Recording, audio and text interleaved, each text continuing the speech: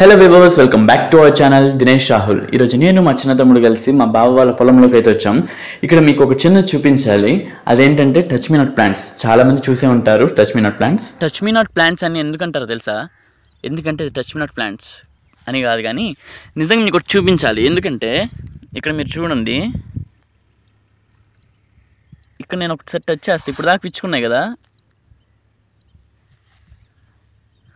అది అలా క్లోజ్ అవుతాయి కాబట్టి డోంట్ టచ్ మీ అని చెప్పడానికి టచ్ మీ నాట్ ప్లాంట్ అని చెప్తున్నారు. ఇంకా ఎగ్జాక్ట్గా చూపించాలంటే ఇక్కడ